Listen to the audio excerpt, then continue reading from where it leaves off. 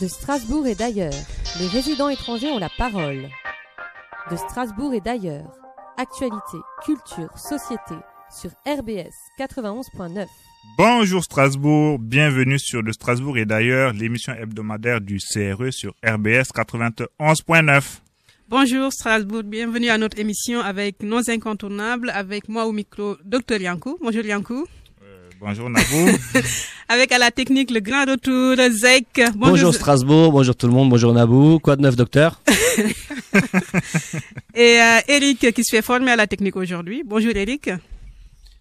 Bonjour, je suis un peu loin du micro, mais... Ça passe aussi. Et pas loin de Eric, la mascotte, Maël. Salut Maël. Il n'a pas de micro. C'est pas grave. Donc Nabou, après cette introduction, de quoi va-t-on parler aujourd'hui? Alors, on va parler de coton. Pour faire un clin d'œil à Mathilde et Madame n'est pas là Bakayoko. aujourd'hui. Alors, on va parler de questions économiques aujourd'hui. Donc, adopté le 25 septembre 2015 par les chefs d'État et de gouvernement réunis lors du sommet spécial sur le développement durable. Les objectifs de développement durable ou objectifs mondiaux, communément appelés ODD, sont un appel mondial à agir d'ici à l'horizon 2030 pour éradiquer la pauvreté, protéger la planète et faire en sorte que tous les êtres humains vivent dans la paix et la prospérité. 2 ans après l'adoption de cet agenda 2030 du développement durable, il est temps de dresser un bilan des premières étapes de la mobilisation à l'échelle mondiale française vers l'atteinte des ODD. Quel est donc l'historique et la philosophie derrière ces ODD? Quel financement pour accompagner les pays les moins avancés? Comment la France, les régions se mobilisent ou comment certaines organisations se mobilisent pour l'atteinte de ces ODD? Quels sont les appuis d'organismes tels que GESCOD, nous détaillerons tout à l'heure ce que c'est, mettre en œuvre pour atteindre ces objectifs de développement durable? Alors, pour aborder tous ces points que Yankou vient d'énumérer, nous aurons comme invité Yankou. Donc, nous aurons Denis Schulz, qui est directeur du GESCOD, et Arnaud Tamini, qui est doctorant en sciences de gestion à l'Université de Strasbourg. Donc, les deux seront avec nous tout au long de l'émission, même si M. Schulz n'est pas encore physiquement présent sur ce plateau. Il nous rejoindra très vite. Et pour agrémenter cette émission, nos coupures musicales, nous aurons avec nous l'artiste musicien Moussa Koulibaly qui nous fera une prestation en live tout à l'heure. Parfait. Alors, une petite pause musicale avant de commencer avec nos invités. Donc, je laisse la parole à Zek. Donc, prochain morceau, un morceau de Hayam, l'Empire du côté obscur. Un escalier de fer, un couloir étroit et obscur.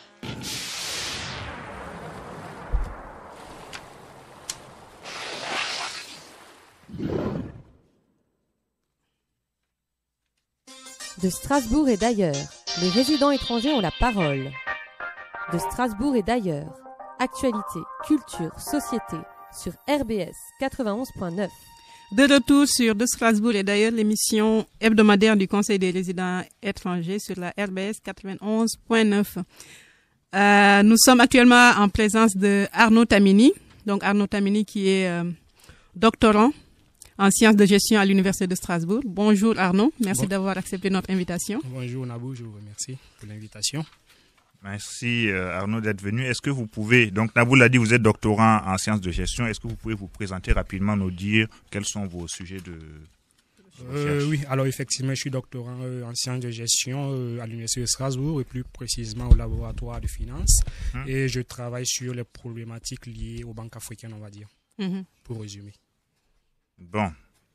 Nabou? Oui, alors Arnaud, nous allons commencer par revenir sur l'historique donc des objectifs du millénaire pour le développement et notamment la transition qu'il y a eu vers les objectifs du développement durable. Exactement. Car je rappelle que c'est au début du millénaire que les dirigeants du monde entier se sont réunis aux Nations Unies pour élaborer un objectif ambitieux destiné à combattre la pauvreté sous toutes ses formes. Cette vision s'est traduite en 8 objectifs du millénaire pour le développement appelés OMD. Donc, avant d'aborder ces objectifs dans le détail, nous allons revenir avec Tamini sur, premièrement, la notion même de pauvreté. Monsieur Tamini, qu'est-ce que être pauvre aujourd'hui? Alors, c'est une bonne question. De façon générale, un pauvre, c'est un individu qui ne dispose pas de ressources suffisantes pour subvenir à ses besoins les plus vitaux, tels que se nourrir, se loger et se soigner. Et en économie, de façon générale, la pauvreté est mesurée à travers ce que nous appelons un seuil de pauvreté. Et finalement, ce seuil de pauvreté, c'est quoi? C'est le niveau en dessous duquel on estime qu'un individu est pauvre. Et évidemment, ce seuil de pauvreté varie en fonction des pays, des régions, selon que le pays est développé ou pas. Et pour la Banque mondiale, et plus précisément pour ce qui concerne les pays en voie de développement, le seuil de pauvreté est fixé à $1 par jour. Autrement dit, dans les pays en voie de développement, un individu est considéré comme pauvre lorsqu'il ne dispose pas $1 par jour pour subvenir à ses besoins vitaux. D'accord. Voilà. Toujours pour apporter des précisions, puisqu'on est toujours sur cette notion de pauvreté, quel est le nombre de personnes vivant dans l'extrême pauvreté actuellement dans ce monde? Alors, la pauvreté est un phénomène mondial. Effectivement, il touche pratiquement tous les pays, tous les continents. En termes de chiffres, en 2012, la Banque mondiale estimait à 12,7% le pourcentage de population vivant, le pourcentage de population pauvre à travers le monde, ce qui nous donne environ 896 millions de pauvres. À titre de comparaison, par exemple, en 1990, on était à 1,950 milliard de pauvres à travers le monde. Ce qui veut dire donc qu'on a eu une réduction de presque de la moitié de la population pauvre entre 1990 et 2012. D'accord. Voilà pour ce qui est des chiffres, on va dire. Et quelles sont les zones géographiques qui sont concernées?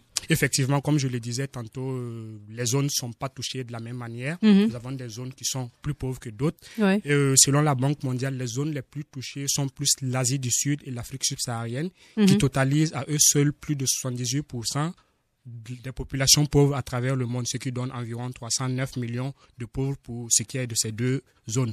Donc l'Asie du Sud et l'Afrique subsaharienne sont les zones les plus touchées par la pauvreté. D'accord.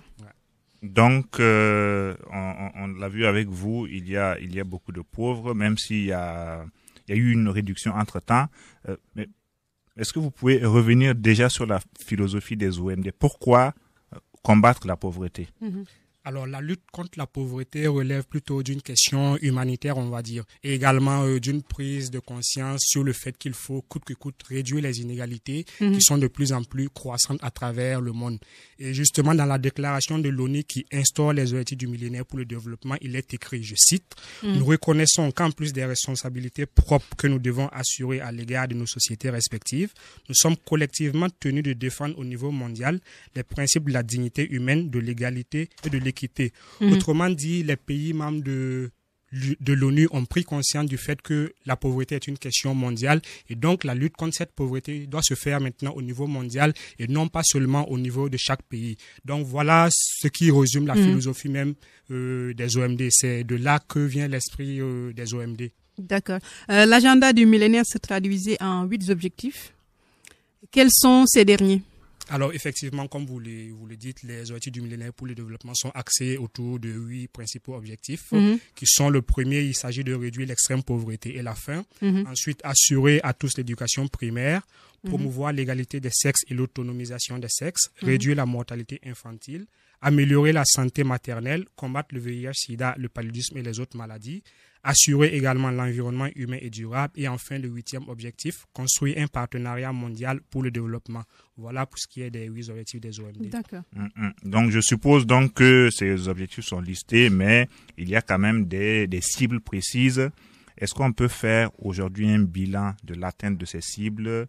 Et si vous pouvez nous donner des exemples un peu concrets. Oui, effectivement, ces 8 objectifs sont, déclinés autour des cibles à atteindre. Et c'était sur la quinzaine 2000-2015. Ouais. Et à titre d'exemple, si je prends par exemple l'objectif numéro 1 qui est de réduire l'extrême pauvreté et la faim. En 1990, par exemple, plus de 50% de la population vivait avec moins de $2 par jour. Et en 2015, ce chiffre est tombé à 14%. Donc, il y a eu une réduction de presque 3/4. Également, toujours dans ces objectifs, La proportion des personnes sous-alimentées dans les pays en voie de développement a également chuté et s'établit maintenant à 12,9%. Ça, c'est un objectif pour ce qui est des cibles à atteindre pour l'objectif numéro 1. Pour l'objectif numéro 2, à savoir assurer l'éducation primaire pour tous, on a également le taux de scolarisation dans les pays en voie de développement qui est passé de 83% à 91% sur la période d'application des OMD. Et également, le rapport de l'ONU précise que les pays de l'Afrique subsaharienne ont connu effectivement un fort taux d'alphabétisation. C'est dans ces pays-là que les résultats ont été les plus, les plus positifs, puisque ils ont connu une diminution de près de 20 points, une augmentation plutôt de plus de 20 points du taux de scolarisation. Ouais. Et enfin, peut-être un dernier exemple pour ce qui est du troisième objectif, promouvoir l'égalité des sexes et l'autonomisation des femmes. Là également, on a connu des résultats quand même assez satisfaisants, puisque la cible a été totalement atteinte pour ce qui est des pays en voie de développement. Si je prends par exemple l'Asie du Sud, à l'école primaire par exemple, en 1990, on avait 74 filles pour 100 garçons. Et finalement, en 2015, après donc l'application des OMD, on est passé finalement de 103 filles pour 100 garçons. Autrement dit, on a renversé complètement la tendance et donc cette cible a été complètement atteinte. Voici pour ce qui est de quelques exemples. D'accord. Alors, merci pour ce bilan de, par exemple, certains objectifs liés à ces ODD. Alors, quelles sont les principales limites des objectifs du millénaire pour le développement? De là, j'entends les obstacles qui s'érigent à la réalisation de ces objectifs. Autrement dit, pour compléter, vous avez cité ce qui a bien marché. Voilà. Qu'est-ce qui n'a pas marché? Qu'est-ce qui n'a pas marché, ou plutôt quels sont les obstacles auxquels les OMD ont fait face? C'est plutôt, alors le premier obstacle qu'on peut citer, c'était plutôt les catastrophes naturelles, mais également le réchauffement climatique qui ont été, quand même assez défavorables pour ce qui est, par exemple, de l'objectif numéro 1, à savoir réduire la pauvreté, et également les questions liées à la faim. On sait tous que le réchauffement climatique constitue un problème assez important et il explique en partie la famine qu'il y a en Afrique subsaharienne. Donc, les catastrophes naturelles et également le réchauffement climatique sont assez problématiques pour ce qui est de l'objectif numéro 1. On peut également citer les conflits et l'instabilité dans les pays en voie de développement surtout, qui entraînent des déplacements de populations qui se retrouvent dans des camps de réfugiés et ce qui contribue plus à accentuer la pauvreté et également des fois entraîne certaines catastrophes sanitaires. Donc tout cela entrave un peu la mise en œuvre des OMD.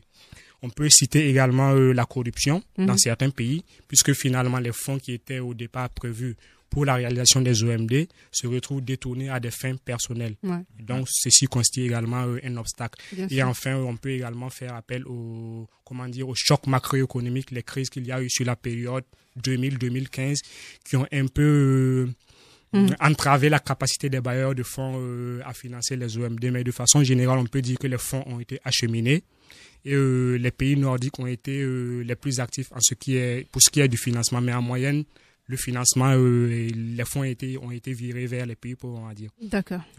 Donc, vous faites bien d'aborder cette question des financements parce qu'elle a très souvent été pointée comme une des limites des OMD, notamment l'engagement pris par certains pays développés de, par exemple, consacrer 1% du PIB à l'aide publique au développement. Est-ce que vous avez des éléments chiffrés sur la tenue de ces engagements par Alors, les chiffres, c'est un peu difficile à avoir, on va dire. Mais effectivement, oui, c'est une problématique puisqu'il y a certains bailleurs de fonds qui sont quand même réticents compte tenu de l'obstacle déjà que je viens de citer, à savoir la corruption. Il y a certains, finalement, quand les fonds sont détournés, ça décourage un peu certains bailleurs de fonds. Mais en moyenne, le financement a quand même été assez conséquent. Et comme je le disais tantôt, les pays nordiques ont quand même joué très bien le jeu. D'accord. Voilà. Donc nous poursuivons sur cette question des OMD, puisque depuis 2015, on a noté un changement, je ne sais pas s'il est simplement sémantique, mais on est passé des objectifs du millénium pour le développement aux objectifs du développement durable. Comment s'est opéré ce passage des OMD vers les ODD et en quoi cette notion de durabilité qui figure dans le nouveau, pourquoi est-elle importante? Alors, c'est pas forcément sémantique puisque les objectifs du millénaire pour le développement étaient prévus à la base sur la quinzaine 2000-2015. Et donc après 2015, il fallait effectivement trouver un autre nom, on va dire. Et alors, qu'est-ce qui s'est passé? Je disais donc les OMD étaient prévus entre 2000 et 2015. Et donc après 2015, il fallait assurer le suivi. Il se trouve également que tous les objectifs n'ont pas été atteints sur la quinzaine. Il fallait donc continuer les efforts pour ne pas revenir à l'état initial. Ouais. Et c'est dans cet esprit-là donc que les objectifs du développement durable ont remplacé les OMD. Et également, cette fois-ci, les pays membres de l'ONU ont pris conscience également de l'aspect climatique. Parce que au niveau des OMD, le côté environnement climatique était un peu délaissé. Et cette fois-ci, les pays membres ont pris conscience du fait que le réchauffement climatique est bien réel et qu'il fallait donc intégrer ce paramètre-là dans la lutte contre la pauvreté. Et c'est dans cet objectif-là donc que la notion de développement durable est apparue. Et très concrètement, finalement, il s'agit de faire quoi? Il s'agit d'avoir une conscience environnementale, c'est-à-dire satisfaire nos besoins actuels tout en préservant les intérêts de la génération future. Voici un peu pour ce qui est de la transition OMD-ODD. D'accord. De 8 OMD, nous sommes passés à 17 ODD. Et quels sont les objectifs et les cibles spécifiques à atteindre à l'horizon 2030, par exemple? Effectivement, les OMD, on était à 8 objectifs et au niveau des ODD, on est passé finalement à 17 objectifs. Alors, ce qu'il faut dire, c'est que au niveau des ODD, ces 17 objectifs reprennent déjà tous les points qui étaient au niveau des OMD, à savoir les points liés à la pauvreté, à la faim, à la santé, à l'éducation et également à la réduction des inégalités.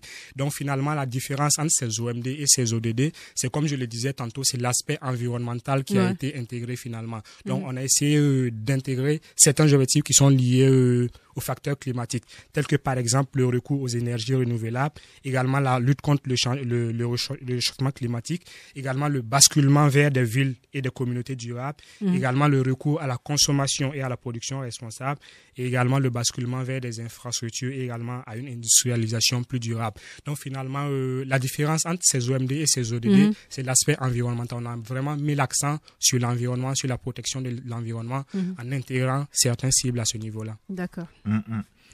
Donc, on a quand même vu que pour les OMD, se posait le problème du suivi très précis des objectifs et justement de savoir si ces objectifs ont été atteints. Dans le cas des OMD, est-ce qu'il existe un mécanisme similaire à l'échelle mondiale ou à l'échelle de certains pays pour suivre précisément la réalisation de ces objectifs du développement? Effectivement, au niveau des ODD, on a un programme de suivi et le suivi se fait à 3 niveaux, on va dire, à 3 niveaux hiérarchiques, on va dire. On a d'abord un suivi au niveau international qui se fait par l'ONU, qui a listé 169 cibles ou sous-objectifs qui sont adossés à 244 indicateurs. Et ce suivi est assuré par des agences qui sont spécialisées. Après donc ce suivi international, on a également un suivi régional, c'est-à-dire un suivi au niveau de chaque région, au niveau de chaque continent. Par exemple, au niveau de l'Union européenne, le suivi des ODD est assuré par l'Eurostat, qui donc essaie de suivre la réalisation des ODD. Et après, donc, le suivi au niveau régional, on a enfin le suivi au niveau de chaque pays. Par exemple, au niveau de la France, le suivi est assuré par l'INSEE, à savoir l'Institut national de la statistique. Donc, pour résumer, on a 3 niveaux de suivi. Un suivi au niveau international qui est fait par l'ONU, un suivi au niveau régional, au niveau de chaque continent, au niveau de l'Europe, c'est l'Eurostat qui le fait, et enfin un suivi national. En France, c'est l'INSEE qui s'occupe de ce suivi. D'accord. Merci beaucoup à Arnaud de nous avoir permis de camper le décor sur les OMD et les ODD et d'avoir permis de faire un bilan en tout cas sur ces objectifs. Alors, on va faire une petite transition musicale avec Moussa Koulibaly qui est avec nous sur ce plateau et qui il nous dira, je ne sais pas quel instrument il manie à ce moment, mais il apportera la précision nécessaire. Bonjour Moussa. Bonjour.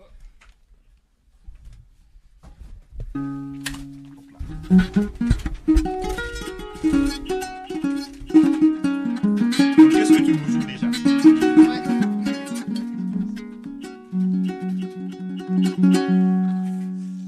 Et là, j'ai fait un petit impro.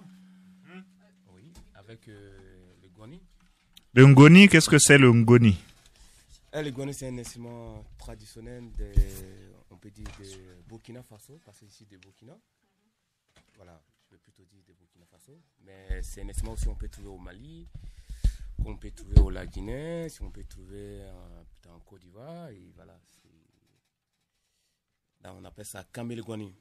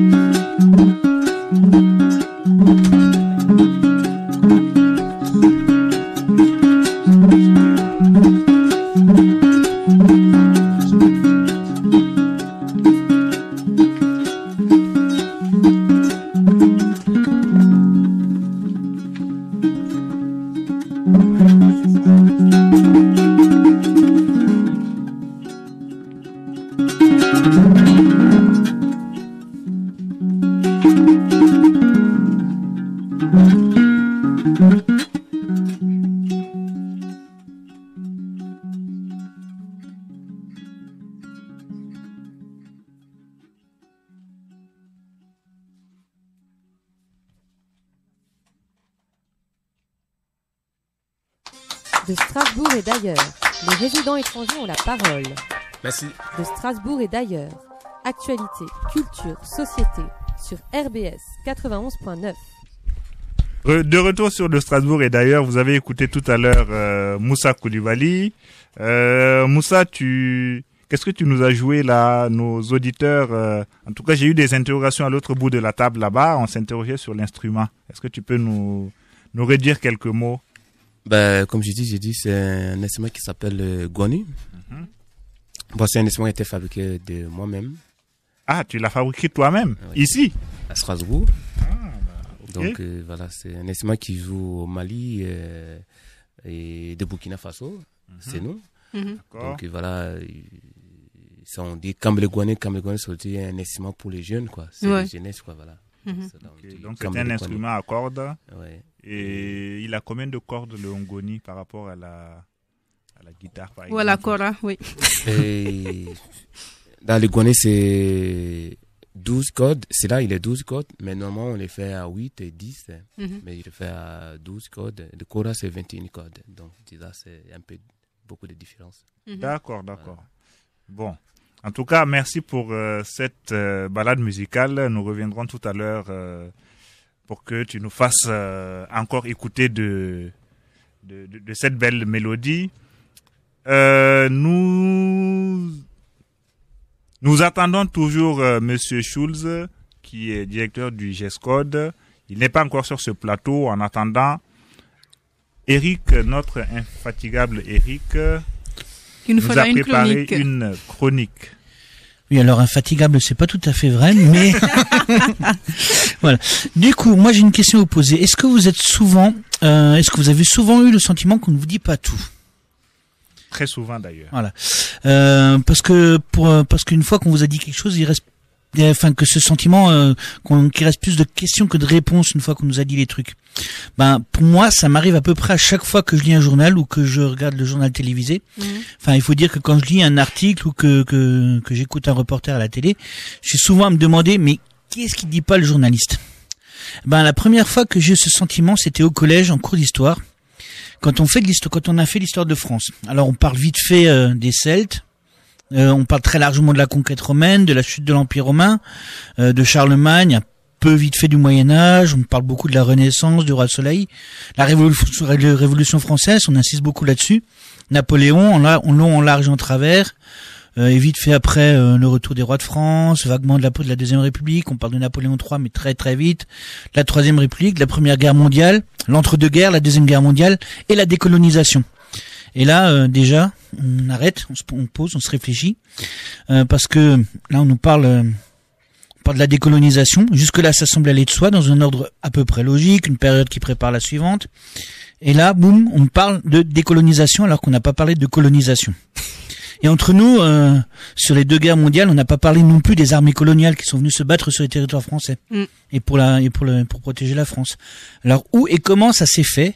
Qui a conquis ces pays? Comment? Pourquoi? Pour le pourquoi, c'est à peu près facile à comprendre. Pour toutes les richesses dans ces pays. Alors on parle des richesses minières, de l'agriculture, les épices notamment, mais aussi les denrées de base. Parce que faut pas oublier que pendant très longtemps on parlait de l'Algérie comme le grenier à blé de la France. Et tout le vin de table qui a été consommé depuis le début du XXe siècle, c'était un vin qui était produit en Algérie.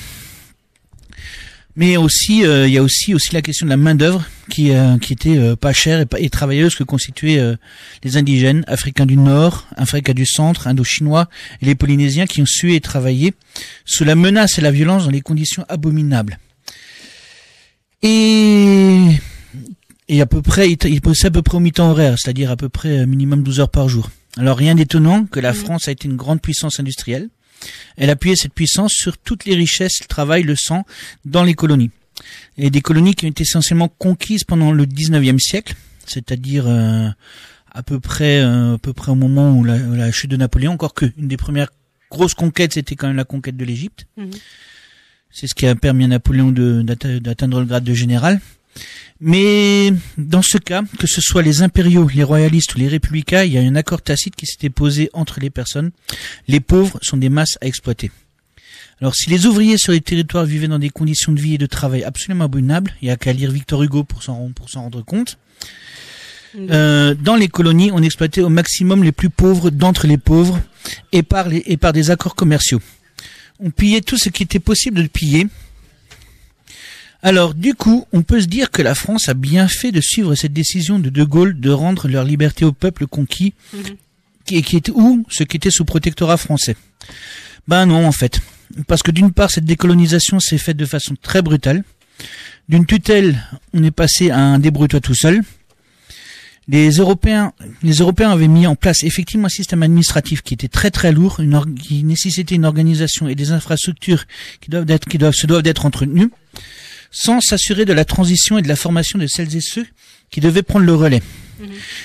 Mais en plus, loin d'être un imbécile, il a placé ses pions pour que, de la porte de son bureau, De Gaulle puisse contrôler les anciennes colonies. C'est-à-dire en voyant chaque jour Jacques Foccart, qui était dans le bureau d'à côté, et qu'il l'appelait en cas de problème. Au cas où vous savez pas qui c'est, Foccart, tapez sur votre moteur de recherche France-Afrique, et vous tomberez forcément sur son nom, vu que ce petit bonhomme, qui a absolument l'air de rien, invitait régulièrement dans son pavillon de banlieue la plupart des chefs d'État africains. Et quand on parle de chefs d'État africains, c'était souvent les moins démocrates d'entre eux. Bokassa était souvent passé par chez lui.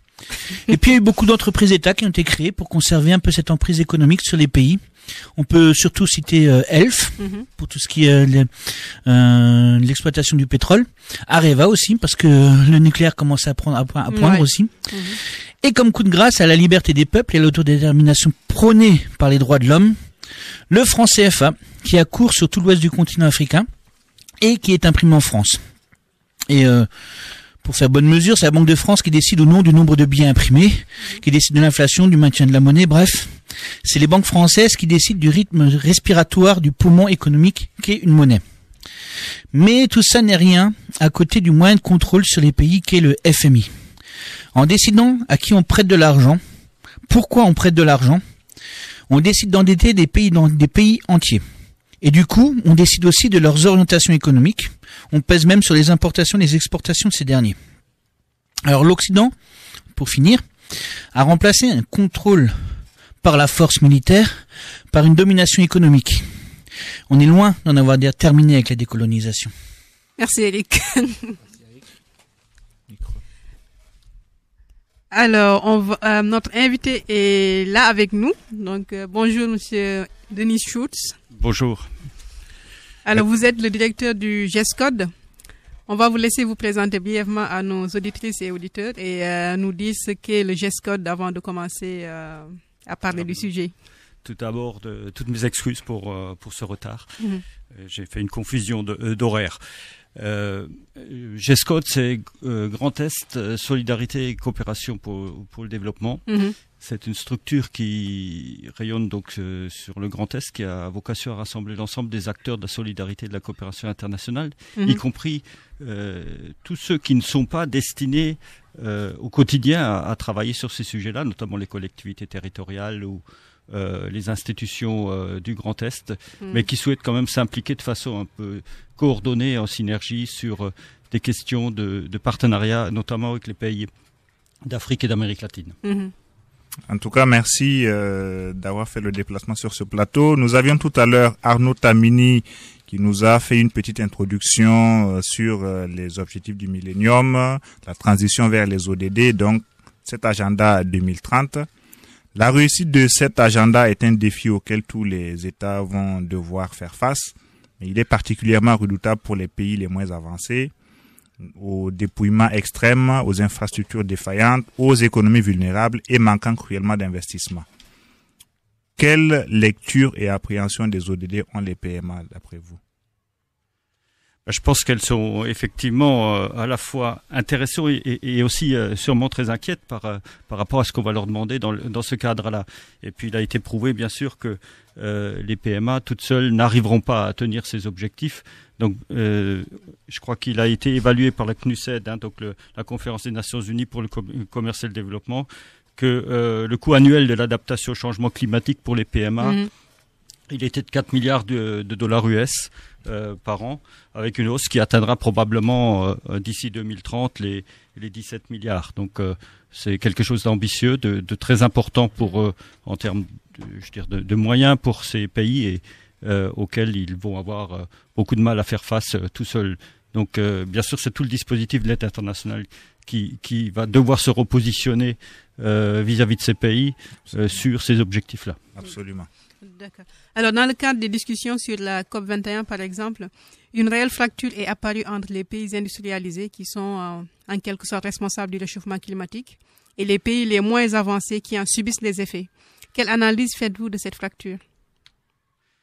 Effectivement, elle est réelle, bien sûr à cause notamment de la faiblesse et de l'instabilité de leur économie. Absolument. Et de leur très grande dépendance vis-à-vis des ressources naturelles.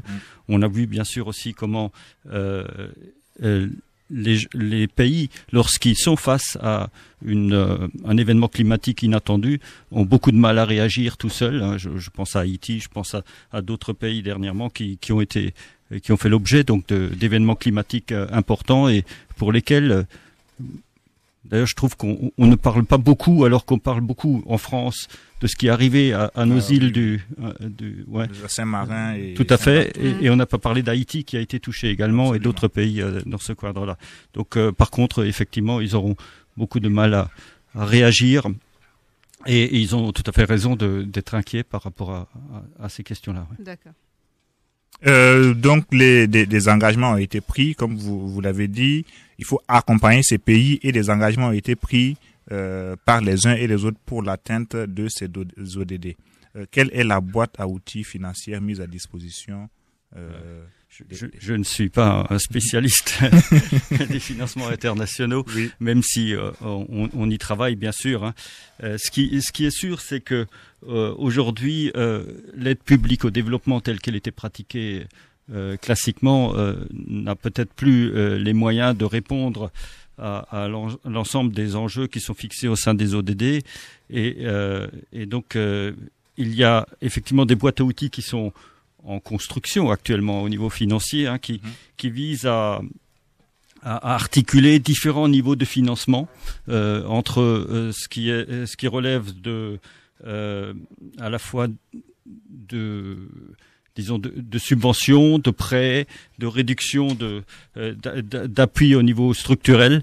Donc il y a effectivement une boîte à outils qui se construit avec l'articulation de différents types de financement.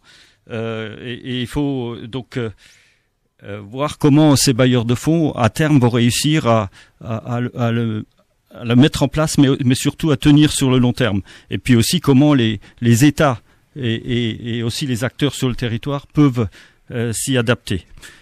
Au niveau de GESCOT, nous on a toujours essayé à notre petit niveau, hein, oui. Et je crois que c'est important à voir comment dans le montage d'une opération, parce qu'on parle souvent de financement, mais on pense moins au niveau technique sur le territoire. Comment au niveau du montage d'une opération, on peut à la fois articuler les moyens financiers qui existent entre le niveau national, le niveau international, parfois au niveau des grandes institutions, et parfois des financements beaucoup plus locaux chez nous, mais surtout aussi dans le pays. Et un des grands enjeux, je pense aussi pour l'avenir et pour une forme d'autonomie, j'ai entendu votre interlocuteur préalablement, je crois aussi c'est la capacité locale à générer des richesses, à ce que ces richesses alimentent les budgets des collectivités locales et des États pour pouvoir enclencher le développement de façon, je dirais, oui, tout à fait, endogène sur le territoire. Donc, je pense que beaucoup de choses se régleront plutôt et davantage au niveau d'une approche différente de la gouvernance sur les territoires. Hein, l'articulation entre l'État les collectivités territoriales, la société civile. Nous, dans nos programmes, on a toujours ça en tête lorsqu'on travaille avec nos partenaires sur le territoire, que ce soit au Cameroun, à Madagascar ou ailleurs. On a toujours en tête qu'il faut, penser que il s'agit bien sûr d'agir localement avec nos partenaires, mais si on ne pense pas tout de suite au fait que si on fait juste une action au niveau local et qu'elle reste isolée, elle n'a aucun avenir. Il faut qu'elle s'articule avec une volonté politique de l'État. Il faut à partir, et les collectivités locales peuvent le faire avec les acteurs de la société civile qui y sont, à partir de ces expérimentations au niveau local, inspirer aussi la politique de l'État. Et pour ça, il faut que l'État soit associé dès le départ, qu'il soit là, qu'il constate, qu'il appuie, qu'il change les règles juridiques et institutionnelles pour que le potentiel qu'il y a au niveau du territoire puisse réellement s'exprimer. Et qu'il y ait un cadre qui soit là pour ça. D'accord. Alors pour en venir à votre structure, le GESCOD est né de la fusion du territoire Grand Est de 3 associations agissant dans le domaine de la coopération internationale. Pouvez-vous nous en parler un peu plus? Oui, alors le GESCOD est né de la fusion des régions, c'est la suite de la loi NOTRe en France. L'État souhaitait que, et la région également souhaitait n'avoir qu'un seul opérateur auquel ils puissent avoir affaire pour à la fois animer le territoire du Grand Est et en même temps appuyer et mettre en œuvre des programmes de développement avec des partenaires sur le Sud. Donc on a des partenaires, on a fusionné l'ARCOD, l'Agence régionale de coopération de développement de Champagne-Ardenne, Multicolore qui était un réseau d'acteurs sur la Lorraine et l'IRCOD Alsace. Ouais. D'accord. Voilà, la question qu'on se posait, c'est est-ce que cette fusion elle est purement administrative ou est-ce qu'elle recouvre des enjeux particuliers, par exemple atteindre une taille critique suffisante pour être plus actif sur le terrain et aussi pour mobiliser les financements nécessaires? Alors, elle est au départ une volonté politique et administrative. Elle sera demain une chance sûrement pour développer des partenariats. On l'a déjà vu, on a fait une réunion là sur la coopération universitaire. On a pendant de longues années, là depuis je crois 20 ans maintenant, pratiqué des échanges entre les IUT alsaciens et les IUT camerounais. Là, on a fait le constat qu'il y a beaucoup d'autres universités du Grand Est qui sont présents au Cameroun. Et on a fait une première réunion pour essayer de voir comment on pouvait mener une action commune entre toutes ces institutions. Je pense que ça va redynamiser, redéployer une coopération et un partenariat avec les institutions de l'enseignement supérieur, qu'ils soient privés ou publics, parce que je crois que là aussi, c'est un des enjeux, c'est d'arriver à faire travailler le public et le privé ensemble dans le cadre des ODD. Mais je pense que là, on a la possibilité de monter en puissance sur un certain nombre de programmes et de pouvoir offrir une diversité d'approches, mais aussi de pouvoir les coordonner et d'établir des synergies. Et on voudrait bien sûr le faire aussi, et ça c'est le préalable, derrière une volonté politique émise par les institutions camerounaises. Par exemple, c'est un exemple. Oui. Vous évoquez très bien le Cameroun, mais je suppose que vous avez d'autres domaines d'intervention, d'autres zones d'intervention. Quelles sont-elles? Avec GESCOD, l'IRCOD Alsace était présente sur 10 pays. L'ARCOD Champagne-Ardenne sur 3. Multicolore, elle, ne faisait que de l'animation de réseau sur le territoire lorrain. Donc on sera présent sur 13 pays à peu près. On est beaucoup sollicité depuis que GESCOD existe pour établir, pour étendre notre zone d'intervention, mais ça va être difficile. Je veux dire, il y a aussi une question de moyens derrière pour accompagner le processus de coopération. Mais je pense qu'on a de beaux jours devant nous. D'accord. Y a-t-il une répartition particulière des domaines et zones d'intervention entre les 3 antennes? Non.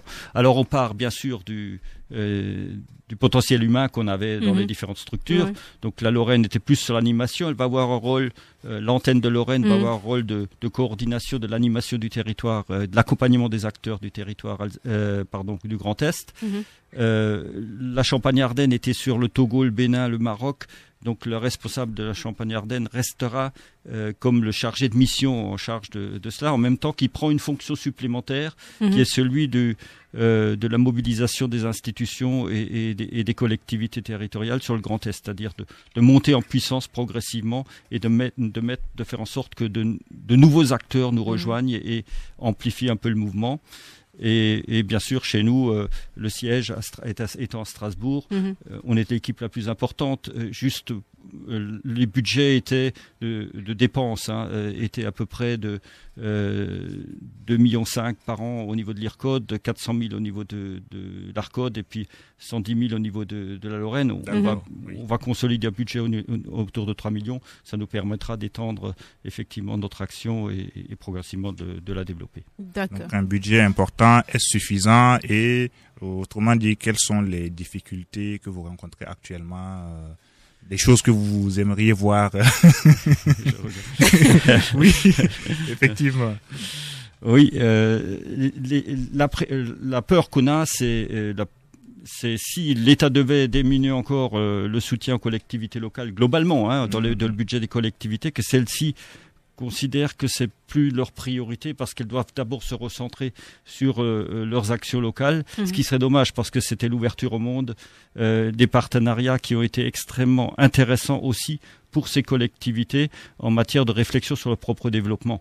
Donc nous conçoit notre coopération comme un partenariat où chacun apporte à l'autre et une réflexibilité dans la réflexion. D'accord. Bon, en tout cas, le temps d'antenne tirant à sa fin. Ouais. Nous vous remercions d'avoir été avec nous. Et peut-être une petite prestation de... Oui. Oui, Moussa. De Moussa. Donc Moussa le temps qui nous fait le plaisir d'être là sur le plateau et de nous accompagner en musique. Merci d'être venu. Nous espérons vous revoir dans d'autres circonstances avec beaucoup plus de temps pour évoquer les actions du GESCOD. Merci. Et merci à Arnaud Tamini qui était là tout à l'heure. Moussa.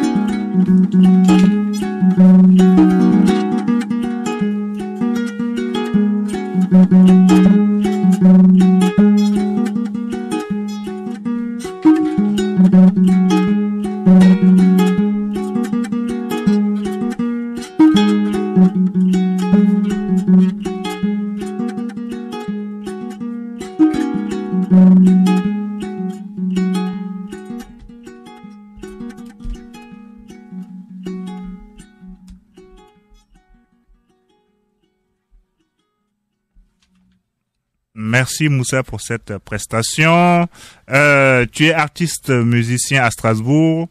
Je suppose que tu as des actions de prévues. Est-ce que tu veux nous en parler rapidement avant de rendre l'antenne? Beaucoup d'actions à parler. En fait, j'ai une résidence à Colmont, c'est en hiver. J'ai en train de préparer un nouveau album pour février prochain, donc 2018.